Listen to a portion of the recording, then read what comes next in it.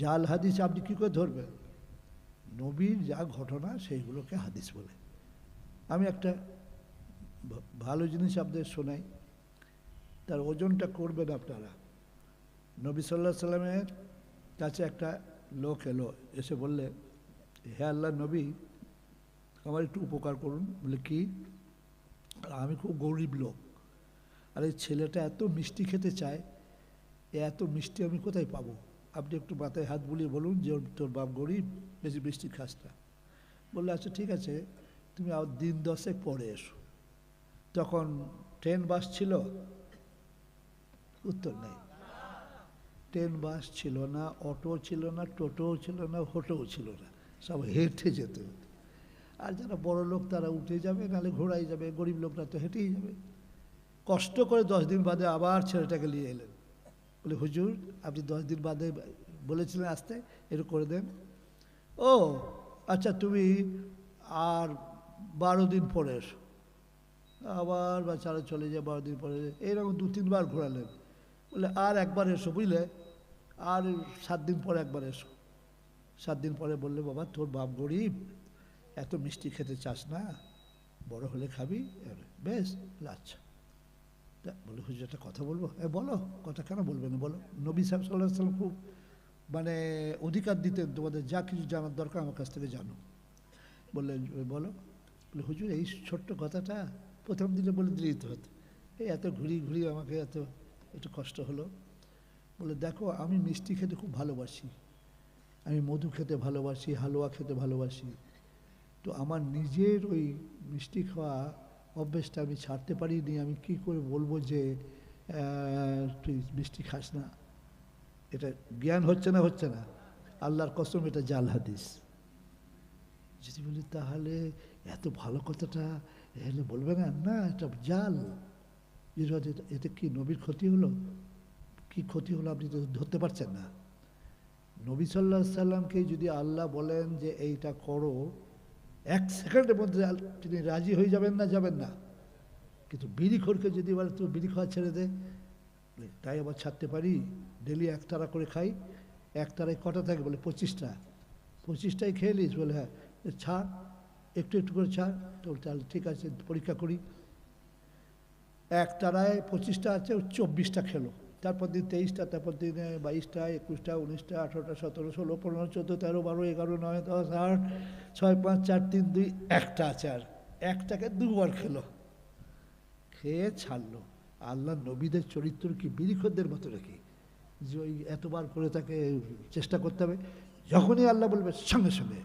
মদ খাওয়া হারাম, যখন প্রথমে আয়াত নাজেল হলো, সবাই তো মদ খায়, আরবের সবাই মদ খায় সেই সময়টায়। মোহাম্মদ সাল্লাল্লাহু আলাইহি সাল্লামকে মদ খাওয়া কেউ দেখেনি, উনি মদকে কাছে গন্ধে যেতে পারতেন না। মরা উটের গোস্ত খাওয়া তখন নিয়ম ছিল, মরা ভেড়া, মরা ছাগল, মরা দুম্বা। নবী কখনো খাননি, কিন্তু উনি জানতেন না যে আমি নবী হব। উনি 40 বছরের নবী হয়েছেন, নবুয়ত পেয়েছেন, 39 বছর 11 মাস পর্যন্ত জানতেনই না যে আমি নবী হব। এটা কিন্তু মনে রাখবেন, ডোন্ট ফরগেট ইট। জানতেন না। ওই রকম একটা নিরক্ষর লোককে এত যে বিশাল পণ্ডিত করে দিলেন আল্লাহ, এটা একটা মিরাকল, এটা একটা মুজেজা যে আমি পারি একটা নিরক্ষর লোককে বিশাল পণ্ডিত করে দিতে পারি। এমন পণ্ডিত করব, আগেও এত বড় ছিল না পণ্ডিত, আর এখনও নেই, আর আগামীতেও থাকবে না। ব্যাপারটা এই। তো বেশ ভালো করে বুঝতে পারছেন যে বিড়িখোর তার বিড়ি খাওয়া ছাড়তে এরকম করে অনুশীলন করতে হয়েছে।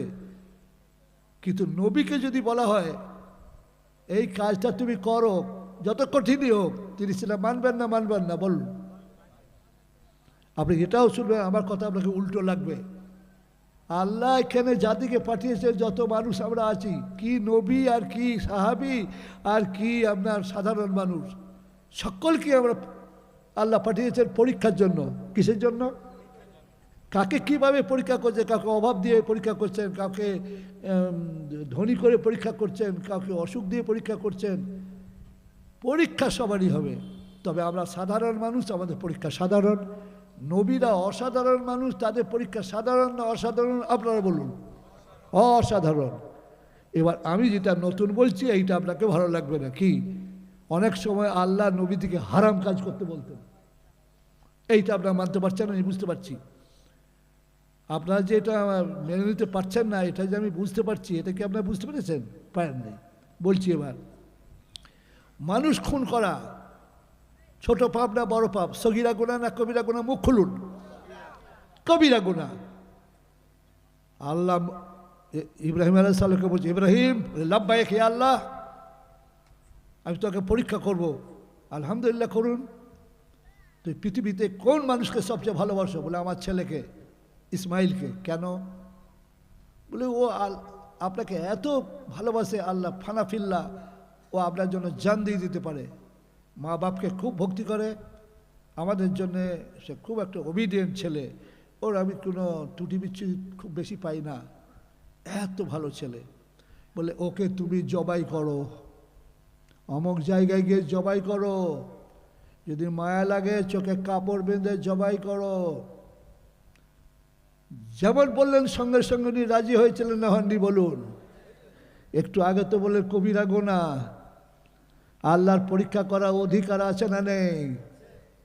উনি ঠিক চোখে কাপড় বেঁধে একবারে চালিয়ে দিলেন, আর গরম রক্ত কবজিতে লাগলো, আর ফ্যাঁ ফ্যাঁ করতে লাগলো, যে হয়েই গেল। খুলে দেখছে ছেলে তো দাঁড়িয়ে রয়েছে ওখানে, আর যা একটা দুম্বা জবাই হয়ে গেছে। এখান থেকে কি বোঝা যাচ্ছে? আল্লাহু সুবহানাহু ওয়া তাআলা তিনি তাকে মার্ডার করতে বলেছিলেন না বলেননি? উত্তর দিন। তাহলে আল্লাহ যা বলবে তাই শুনতে হবে। সোজা কথা এটাই। একজন নবী পালিয়ে যাচ্ছেন, শত্রুরা তাড়া করেছে, গাছকে বলছে, হে গাছ তুমি ফেটে যাও, আমি তোমার ভেতর ঢুকবো। গাছ ফেটে গেল, ঢুকে গেলেন, চাদরটা বাইরে থেকে গেল। তার ছুটে ছুটে এসে বলে, আরে এই মোটা গাছটা চাদরটা কী করে আসছে? তাহলে ওর ভেতরে ঢুকে পড়েছে। তখন বললে, এক কাজ কর, বড় কড়াতে নে একদম সোজা করেছে। এবার যখন ছিঁড়ছে, যেখানে ক্র্যাক ক্র্যাক করে, আর মানুষের শরীর লাগবে না, রক্ত বেরোচ্ছে। যদি কাঁদো, চিৎকার করো, তোমার নবীর খাতা থেকে নাম কেটে দেবো। পরীক্ষা যে কিভাবে তিনি করেন। ইব্রাহিম আলাইহিস সালামকে আগুনে ফেলে দেওয়া হলো, উনি আল্লাহর পরে নারাজ হয়েছিলেন? আন্দাজে উত্তর দেন যে আল্লাহ যা আপনি ভালো হয় তাই করুন। আল্লাহ বললে, কুলনা ইয়া নার কুনি বারদাম ওয়া সালামান আলা ইব্রাহিম। আল্লাহর পক্ষ থেকে বলা হলো যে হে আগুন, তুমি ইব্রাহিমের উপরে শান্তিদায়ক ঠান্ডা হয়ে যাও। যদি বলেন শুধু ঠান্ডা হয়ে যাও, তো বরফ হয়ে যাবে। শরীরটা যদি রক্তগুলো বরফ হয়ে যায় তো মরে যাবেন। পিসফুল, শান্তিদায়ক ঠান্ডা হয়ে যাও। কোরআনে আছে না নেই? হাফ সাহেব,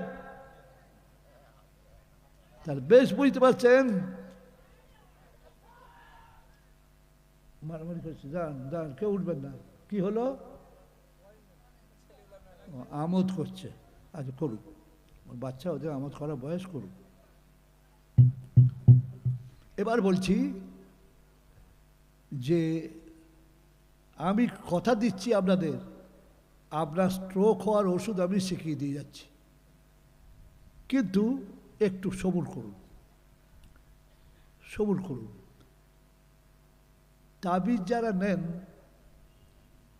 ওটা কদ্দুর বলা হয়েছিল, তারপরে আপনাকে মনে করিয়ে দিলেন না, থাকতে দিল।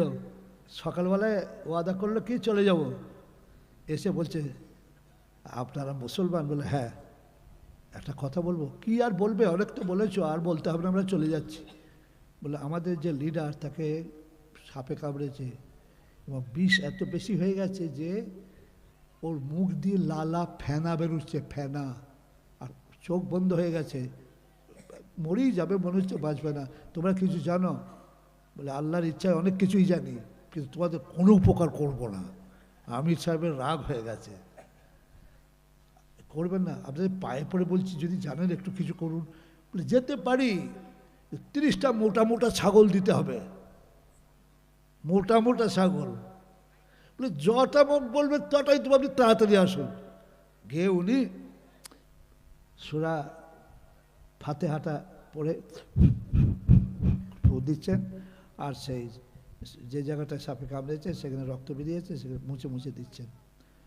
আস্তে আস্তে দেখলেন ঠিক হয়ে গেল, ঠিক হয়ে গেল, ফেনা বন্ধ হয়ে গেল। চোখ তাকালে খুলে বলে আমার কি হয়েছে? বলে তোমার কি হয়েছে এতক্ষণে মালুম করছো? তুমি তো মরে যাচ্ছিলে, হে কী করে বাঁচলাম? বলে যাদেরকে মারতে গেছিলে তারা এসে এই করলো।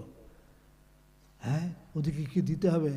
ওরা চেয়েছে 30টা মোটা ছাগল। বলে যতগুলো লাগে ততগুলো দে, না তো আমি মরেই যেতাম। তখন এরা বলছে এটা খাওয়া হালাল হবে তো? কাউকে তো আমরা দেখি নাই এরকম তাবিজ দিয়ে নিতে। বলে তাও তোমার যদি হারাম হয়, আর হারাম খেলে তো সে তার দিয়ে রক্তও তৈরি হয়ে যাবে, সেই রক্তটা বাদই বা দেবো কী করে? দরকার নেই বাবু, খাবো না, ছেড়ে দিই। দেখ ছেড়ে কেন দেবো? সারা রাত আমাদের কষ্ট দিয়েছে, কালকে ছেড়ে দেবো না। নবী সাল্লাহ সাল্লামের কাছে এইগুলোকে হাঁকিয়ে হাঁকিয়ে নিয়ে যাব, দিয়ে নবী যদি বলেন ছেড়ে দাও তখন ছেড়ে দেবো, না হলে আমরা ছেড়ে দিলে তো ওরা মুনিবে ঘর চলে যাবে, আমাদের তো কিছুই হবে না। নবী সাল্লাহ সাল্লামের ঘরে গিয়ে সালাম দিতে হতো, আসসালামু আলাইকুম। উত্তর না পেলে খানিকক্ষণ অপেক্ষা করতে হতো, আবার বলতে আসসালামু আলাইকুম। 2-3 বার বলতে বলতেই তখন উনি বলছে ওয়ালাইকুম আসসালাম রহমতুল্লাহ, যাচ্ছি। ওরা আসতেন। এদিনও ঠিক এইভাবে এলেন, এসে তখন বলছেন, আল্লাহ নবী বলছেন, হ্যাঁ গো তোমরা আমার সঙ্গে দেখা করতে এসছো? বলে জি, আমাদের খুব জরুরি কথা আছে। তা এত ছাগল কেন? আর ছাগলগুলো তো মুনিপকে দেখতে পাচ্ছে না, গা দেখতে পাচ্ছে না, ভ্যা ভ্যা ভ্যা ভ্যা ভ্যা ভ্যা করছে। এটা ভারী কেলেঙ্কারি তো। ছাগলগুলো কেমন হচ্ছে? বললো হুজুর ছাগলগুলো সাথে এনেছি। ঘটনাটা বললেন। টাইম গোটাটা যদি আবার বলি তার সময়টা ডবল নষ্ট হবে। আল্লাহ বলেছে না মোবাইল না কানু এখানে শায়তিন। গোটা ঘটনাটা বলে এই এই এই এই এই এই এই বললে ফু দিয়েছিল কে? তখন ওরা ভয়ে জান শুকিয়ে গেছে, সব বড় আসে এবার কী হবে? বলে হুজুর আমি ফু দিয়েছিলাম। তাহলে এন্দি আমার কাছে আয়। ভয়ে কলজে শুকিয়ে গেছে, আল্লাহ কী হবে এবার? তোকে কে বলেছিল ফু দিতে? বলে সবাই বললো দিয়ে তখন আমি, আমার যারা দলে ছিল ওরাও কেউ আপত্তি করে না, আমি ফু দিয়েছি। কি বলে ফু দিয়েছিলে? বলে সূরা ফাতিহা বলে। সূরা ফাতিহা বলে ফু দিলে এটা ভালো হতে পারে, তোমাকে কে বললে? বলে আল্লাহ, আল্লাহ নবী আমাকে কেউ বলেনি, আমার মন বললে যে এইটা বলি। বলে ঠিক দিয়েছিস, সূরা ফাতিহা পড়ে ফু দিয়েছিস, ঠিক দিয়েছিস। আপনারা যেন এটা করতে যাবেন না, মরে গেলে কিন্তু ফের হয়ে যাবে, আমাকে শুধু পুলিশে দিয়ে ঝামেলা করবে। তারপর বলে হুজুর একটা কথা জিজ্ঞেস করো? বলে করো। ছাগল খাওয়া চলবে? আমরা ভয়ে খাই নাই, যদি হারাম হয়। তোরাও খা, আমাকে একটা ভাগ দে। হাসতে হাসতে বললেন। এবার যারা তাবিজ দেয় তারা বলে হাদিস আছে, মানে এইটা, কিন্তু এই মগজটা খরচ করে নাই। তারা তো বেঈমানদের কাছে নিয়েছিলেন ছাগল, এরা তো ইমানদারদের কাছেও নিচ্ছে। বুঝতে পারলেন না বোধ হয়? ওরা বেঈমান নয়, আল্লাহ নবীর কত বড় শত্রু, যে মুসলমানকে থাকতে দেবো না, চলে যেতে হবে, বাঘে খায় খাবে। সুতরাং অভাবে স্বভাব নষ্ট হয়ে যাচ্ছে। এমন আমাদের দেশে এমন রয়েছে যে মোসাফা করতে 1200 টাকা লাগে। কত লাগে? 1200। বলছে কত লাগবে? বলে 1200। আমাকে 200 টাকা যে কম পড়ছে। কার হাতে হাতটা দিচ্ছে সেটা ভাব। দালালকে এমন ট্রেনিং দিয়ে রেখেছে, আবার 200 টাকা ধার করে নিয়ে এসে দিল। কার হাতে হাতটা দিচ্ছিস ভাব। বুঝের দোস্ত, এটা করবেন না। আপনাদের কোনো দোষ নেই, শুধু যদি খালি কোরআন শিল্পে মানে জানতেন তাহলে এই বিপদটা হতো না। আর শুধু যদি কোরআন শিল্পে মানে আপনি জানেন তা আপনি একটা খুব বড় আলেম। মানে এই কথাটা তো বিশ্বাস করতে পারছি না, আমি কী করে বড় আলেম হব? আপনি যে ভাষাটায় সবচেয়ে ভালো জানেন, যে ভাষার উপর আপনার সবচেয়ে বেশি ডেপথ আছে, সেই ভাষাই কোরআনটা আপনি তর্জমাটা পড়ে দেন, অনুবাদটা। যদি বাংলা জানেন বাংলা, ইংরেজি জানেন ইংরেজি। যদি ইংরেজি পড়েন তো পৃথিবীর মধ্যে সবচেয়ে ভালো তর্জমা আমি আপনাদের বলছি, ব্যারিস্টার ইউসুফ সাহেব একটা করেছে, ওটা পড়বেন, ওর জোড়া নেই। কি নাম বললাম? ব্যারিস্টার ইউসুফ সাহেব, ওর জোড়া নেই ইংরেজিতে। আর ইংরেজিতে আরও অনেকে তর্জমা করেছেন, কিন্তু এটা একবারে খুবই ভালো। আর বাকি সব যারা খ্রিস্টানরা করেছে বা ইহুদি করেছে, তারা অনেক সব ভুল টুল করেছে এবং বিরুদ্ধে, নবীর বিরুদ্ধেও যাতা লিখেছে। কিন্তু বাংলায় এবার একটু উঁচু থাকের কথা বলবো, একটু থাকটা একটু তুলবো আর কি। বাংলায় সব শেষে কেন হলো? ইংরেজি ভাষায় হলো, হিব্রু ভাষায় হলো, তোমার ফ্রেঞ্চ ভাষায় হলো, সব ভাষায় হয়ে গেল। ভারতের তামিল, তেলেগু, কানাড়ি, মালায়ালাম সব ভাষা হলো, বাংলায় কেন? এটা আপনারা জানেন না, শুনে নেন। বাংলায় যখন আলেমরা আরম্ভ করলেন, কষ্ট করে কেউ 1 পারা, কেউ 2 পারা, 3 পারা করে ছাপলেন, তখন ফতোয়া দিয়ে দিলেন বড় মৌলানারা যে আল্লাহর আরবিকে বাংলা করার, অন্য কোনো ভাষায় তর্জমা করার অধিকার নাই, ওটা আরবিই রাখতে হবে। যদি করো তো কাফের। কাফের বলতে খুব মজা, তো আল্লাহ নবী বলেছেন যদি সে কাফের না হয় তো সে নিজে কাফের হয়ে যাবে। আওকামাকাল, এটা হাদিস আছে না নেই? আপনি একজনকে কাফের বলছেন, সে নামাজ ঠিকঠাক পড়ে না, মদ খায়, সে বিশ্বাস করে আল্লাহ এক, আর আমাদের নবী আল্লাহ রসুল, আর আমি যা করছি কাজটা গোনা, আন্দাজে বলুন সে কি কাফের? না, সে কাফের না, ফাসেক, গোনাগার। কাকে কি বলে আমরা জানি না। বাংলা তর্জমা করবেন, বাংলা জানবেন, ইংরেজিতে তর্জমা করবেন, আপনি ইংরেজি জানবেন না। আপনি তামিল ভাষায় অনুবাদ করবেন, তামিল জানবেন না, কোন সাহসে করতে যান? যারা মোটেই কোনোদিন বাংলায় পড়েননি তারা বলল আল্লাহ কটা? সবাইকে জিজ্ঞেস করছি, আল্লাহ কটা? আর যদি কেউ বলে একের আল্লাহ, একের চেয়ে বেশি আল্লাহ আছে, তার ইমান রইল না, শেষ হয়ে গেল, শেষ। বড় বড় আলেম যাদের পায়ের ধুলো আমার চোখে সুরমা, নাম বলবো না। নাম কেন বলবো না? তারা মরে গেছে, আর বেঁচে থাকলেও বলবো না। একে বলে গীবত। পরের পেছনে নিন্দে করলে কোরআন শরীফে আছে মরা ভাইয়ের গোস্ত খাওয়ার সমান। শুনতে পেয়েছেন? মরা ভাইয়ের গোস্ত খাওয়ার সমান। আর হাদিসে আছে যেটা জিনা করার চেয়েও ভারী। আল গীবত আসাদ্দু মিনাজ জিনা। তা আমি নাম বলছি না, কোরআন শরীফে তর্জমা করছেন ইন্না আ'তাইনা কাল কাউসার,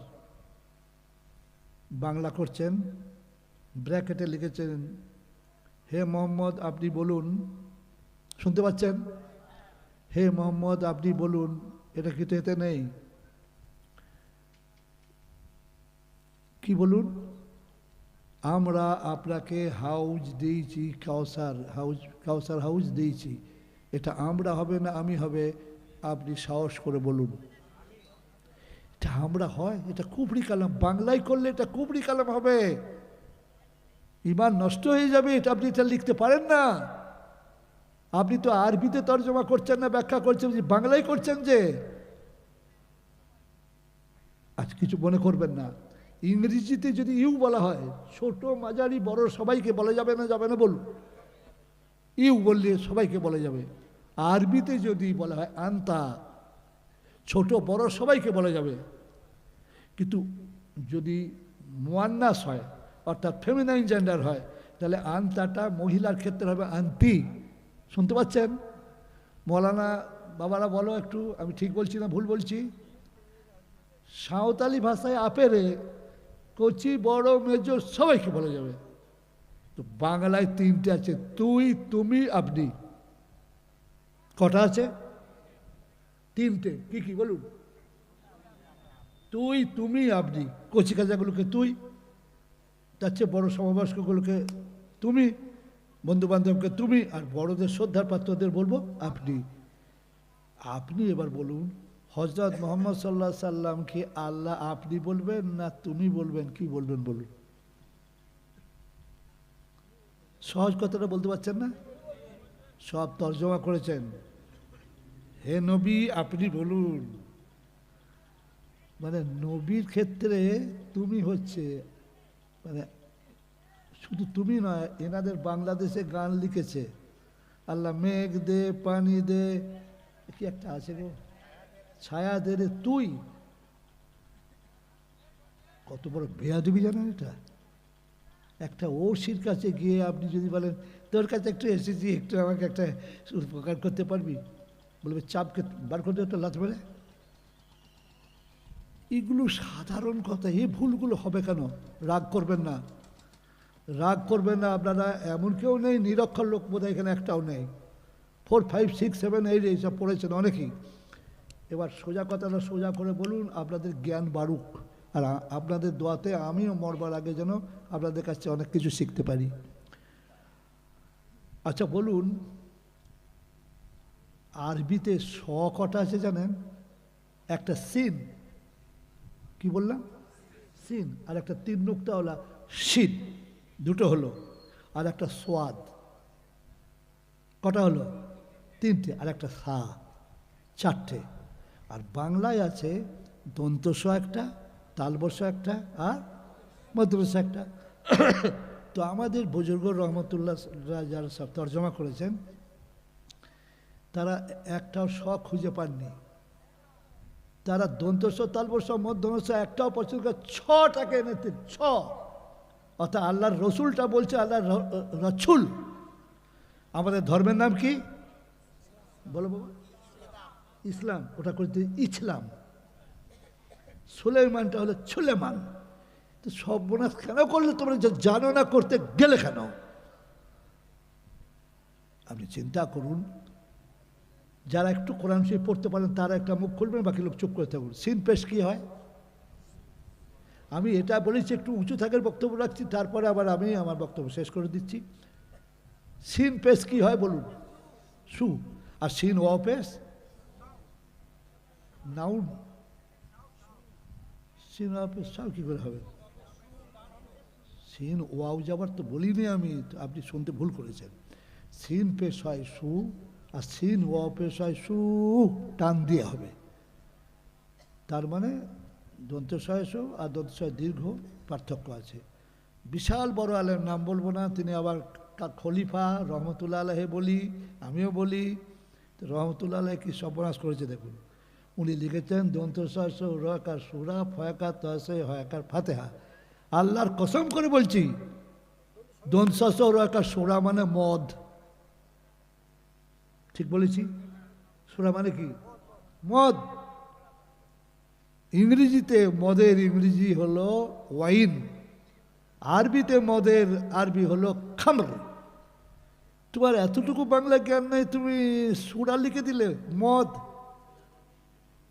তো তুমি কেন করতে গেলে অনুবাদ? তোমার ক্ষমতা যদি আল্লাহ না দিয়ে থাকে, তুমি কেন করতে গেলে সর্বনাশ কেন করলে? অবাক হয়ে যাবেন। আপনারা অনেকে জানেন কোরআন শরীফে প্রথমে আছে আলিফ লাম মিম, তারপরে আছে জালেকাল কিতাবুল লা রাইবা ফিহি। আবার বলছি জালেকাল কিতাবুল লা রাইবা ফিহি। আপনারা আলেম হাফেজ না হয়েও মানে জানেন না, মানেটা বলুন, ওইখান থেকে বলুন, চলে আমি শুনবো। একসাথেই বলুন, জালেকাল কিতাবুল লা রাইবা ফিহি মানে কি? ধন্যবাদ। এই কিতাবে কোনো সন্দেহ নাই। আপনারা এটা শুনে শুনেই, যে 12 মাসে পাতলা হাগে, সে হাগার যত ওষুধ আছে তার সব মুখস্থ আছে। তো আপনারা এত হাদিস শুনেছেন যে মৌলানা হয়েই আছেন, ঠিক মানে বলে দিলেন যে আলেকার কিতাব। কিন্তু আল্লাহর কসম করে বলছি, মানে এটা ভুল। হাজা মানে এই, হাজা ব্যবহার হয় লিল কারিব, নিকটবর্তীর জন্য, আর জালেকা ব্যবহার হয় লিল বাঈদ, দূরবর্তীর জন্য। ইংরেজিতে দিস আর that, this light that light. তো এটা আল্লাহ জালেকা বলেছেন, এই কিতাবে সন্দেহ নাই হবে না, সেই কিতাবে কোনো সন্দেহ নাই হবে। আপনারা বুঝতে পারলেন না বলুন। এবার আপনার মনে মনে বলছে তোমারটা ঠিক না তাদেরটা ঠিক, কী করে বুঝবো? আপনি তো কচি খোকা নন। যা লেখা মানে ডিকশনারি খুললেই তো আপনি পাবেন। যা লেখা মানে সেই। কেন আল্লাহ সেই বলেছে? আল্লাহ তো ভুল হয় না, একটু আগেই বলেছি। এবার আপনি বলুন, 30 পারা কোরআন আল্লাহ রেডি করে ফেলেছেন একটা বোর্ডে। বোর্ডটাকে আরবিতে বলে লৌহে মাহফুজ। কি বললাম? লৌহে মাহফুজের বাংলা মানে হচ্ছে সংরক্ষিত ফলক। কি বললাম? সংরক্ষিত ফলক। বোর্ড সংরক্ষিত, আর তাতে 30 পারা কোরআন ফিট করা হয়েছে। সেটা একসঙ্গে নবী সাল্লাল্লাহু আলাইহি ওয়াসাল্লামকে দেওয়া হয়নি, 23 বছর ধরে দেওয়া হয়েছে। শুনতে পেয়েছেন? কত বছর ধরে? একটু একটু একটু একটু করে 23 বছর। এইবার বলুন, এক পাড়ায় এসেছে পৃথিবীতে, আর ওখানে 30 পাড়ায় আছে। তা আল্লাহ যদি বলে এই কিতাবে কোনো সন্দেহ নাই, তো কিতাব তো শেষ হয়ে গেল। কিন্তু বাকিটা তো 29 পাড়া ওখানে আছে। আল্লাহ সেই কিতাবের সন্দেহ নাই বলবেন, এই কিতাবে, এবার আপনার ঠিক করুন কোনটা বলবেন। তো সেইটাই তো বলেছে, আমরা মুরুলি মেরে এটা করে দিয়েছি। মুরুলি মারা কোরআনে হয় না, মুরুলি মারার জায়গা ওটা নয়। হাফেজ সাহেব, তুমি একটা কাজ করো, তুমি আমার ড্রাইভারের কাছ থেকে একটা কোরআন শরীফ নিয়ে এসো। আমি যদি মরেই যেতাম এইটা না করে, আমি কবরেও খুব অস্থির থাকতাম। সর্বনাশ হয়ে গেছে, সর্বনাশ হয়ে গেছে। আজ আপনাদেরকে জোরহাত করে বলছি, একটা ভালো কোরআনের অনুবাদ আপনার ঘরে রাখবেন, আর সেটা আপনি পড়বেন, শেষ হলে আবার ধরবেন। আপনারা রোজার মাসে হাফেজ সাহেবদের পেছনে তারাবি খতম পড়েছেন, সেরকম লোক এখানে আছেন? কেউ পড়েননি? হাত তুলুন, হ্যাঁ হাত তুলুন, বলতে ভুলে গেছি, হাত তুলুন। আচ্ছা, হাত তোলা হয়ে গেছে, হাত নামান। শেষ সূরা কুল আউযু বিরাব্বিন নাস, ঠিক বলছি না ভুল? ওইটা হয়ে যাওয়ার বাদে হাফেজ সাহেব শেষ করে দেয়, না আরও খানিকটা পড়ে? কেন পড়ে এটা তো ভাবলেন না? আল্লাহ চাইছেন আমার বান্দা দেখ, ফেরেশতাদের বলছে আমার বান্দা শেষ করে বন্ধ করেনি, আবার পড়ে রেখেছে, তারপরে আরও পড়তে চায়, তার আয়ু বেড়ে যায়। সেই জন্য এইটা পড়ে দেওয়া নাশ হয়ে গেলে আবার হাফেজ সাহেব পড়ে আলিফ লাম মিম যালিকাল কিতাবু লা রাইবা ফীহি হুদাল লিল মুত্তাকিন আল্লাযীনা ইউমিনুনা বিল গায়ব ওয়া ইউকিমুনা আস-সালাতা ওয়া মিম্মা রাযাকনাহুম ইউনফিকুন ওয়াল্লাযীনা ইউমিনুনা বিমা উনজিলা ইলাইকা ওয়া মা উনজিলা মিন ক্বাবলিকা ওয়া বিল আখিরাতি হুম ইউকিনুন উলাইকা আলা হুদাম মির রাব্বিহিম ওয়া উলাইকা হুমুল মুফলিহুন। এত পড়ে না, পড়ে না? তো যখনই কোরআন শরীফ পড়া হয়ে যাবে, কখনো মনে করবে না একবার তো পড়া হয়ে গেছে। এটা গল্পের বই নাকি, উপন্যাস নাকি যে একবার পড়লেন হয়ে গেল? বরাবর পড়তে থাকবেন, বরাবর পড়তে থাকবেন। আপনার ঘরে সেই দিন থেকে উন্নতি শুরু হয়ে যাবে। যত বিপদ মুসিবত আসুক, আল্লাহর কাছে সাহায্য চাইবেন। আল্লাহ শিখিয়ে দিয়েছেন কিভাবে, ওয়াস্তাইনু, তোমরা চাও, বিসসাবরে, ধৈর্যের সঙ্গে। কিসের সঙ্গে? ধৈর্যের সঙ্গে।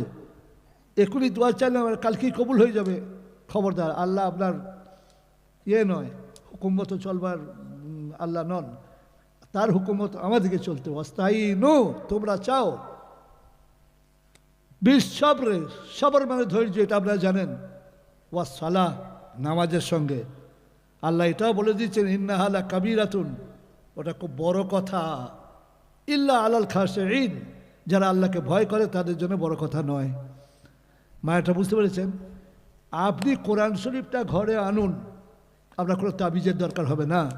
মুসলমানরা তাবিজ কোরআন হাদিস থেকে দেয় না, বেদ বাইবেল থেকে দেয়। আপনি আন্দাজি উত্তরটা দেন। তা গোটা কোরআন একটা রাখলেই তো হলো, যেটা আপনি বুঝতে পারেন। আমরা আপদ বিপদ মুসিবত হয়ে যাবে, একটা সামনে কোরআন দিয়ে বলবে আল্লাহ আমি গুনাহগার, ভুল করে ফেলেছি, এই আপনার পবিত্র কোরআনের বদৌলতে আমার এই দোয়াকে কবুল করুন। দেখুন না কি হয়, একবার কি হয় দেখুন। একটা কথা বলে ফেলেছি, আপনাদের মনে মনে হয়েছে এ আবার কি বললে রে।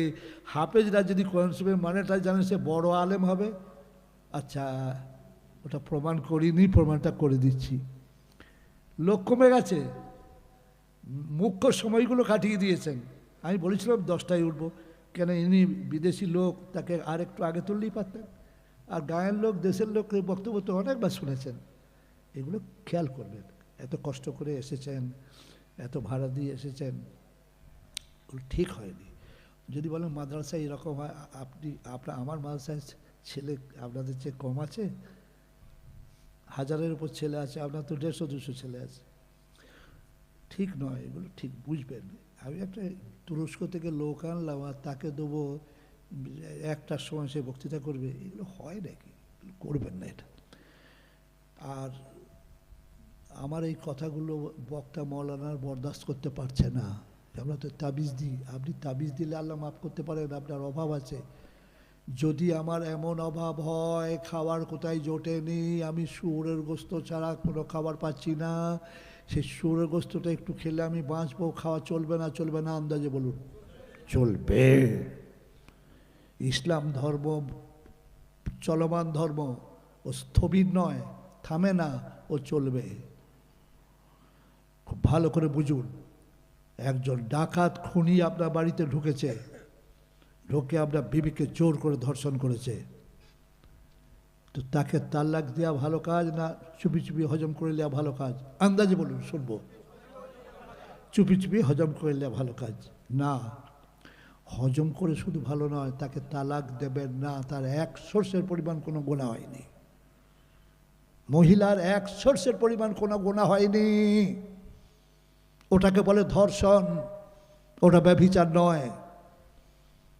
আমার মেমারিতে একজন মওলানা, পাশ করা মওলানা, একজন মওলানা তার বাড়িতে এসে বলেছে অমুক আছে, নাম জানতে চাইবেন না, তিনি 7 চিল্লা একসাথে দিয়েছেন। এত ভালো ছেলে, কিন্তু বড় আলেম তো সবাই হতে পারে না, কেউ পড়াবার উপযুক্ত হয়, কেউ বক্তৃতা করার উপযুক্ত হয়, ইমামতি করার উপযুক্ত হয়। তো বলেছেন উনি তো নেই, উনি তো মুর্শিদাবাদ জেলায় ইমামতি করেন, ও নেই না।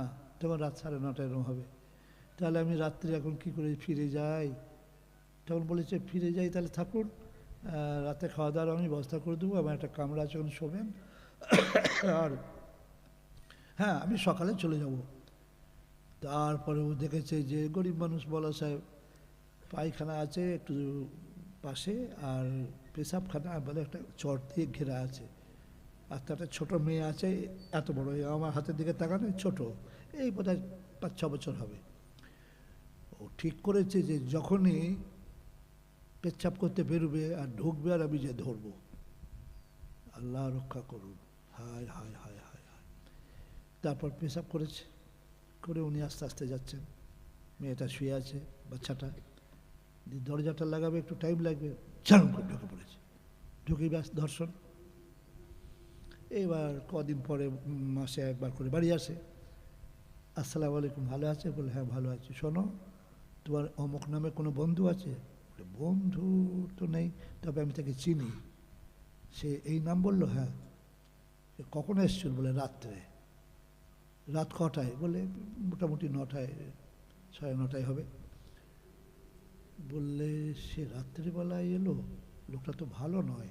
আচ্ছা, তারপর বললে হাউ হাউ করে কাঁদছে মেয়েটা, ভালো মেয়ে, হাউ হাউ করে কাঁদছে।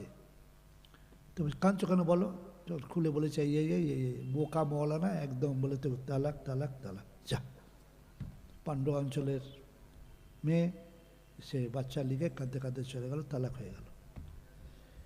আপনি চিন্তা করুন যে ভালো আলেম না হলে খুব অসুবিধা আছে। দেখুন আজকে মুফতি হচ্ছে যারা, আমার মুফতির কারখানা আছে, প্রতি বছর আমরা মুফতি তৈরি করি, কিন্তু আমাদের ভারতবর্ষে যখন ইংরেজরা এসে প্রথম যখন হসপিটাল তৈরি করে, তখন পেশেন্টকে বলে ইমিডিয়েটলি রক্ত দিতে হবে, রক্ত। তখন আমরা ফতোয়া দিয়েছিলাম রক্ত দিয়ে হারাম, বিশাল গুনাহ, ছেলে মরে গেল, বাপ মরে গেল, মা মরে গেল, এখন রক্ত দিয়ে লোক বাঁচছে না, বাঁচছে না, মুখটা খুলুন দয়া করে। ফতোয়াটা ভুল ছিল।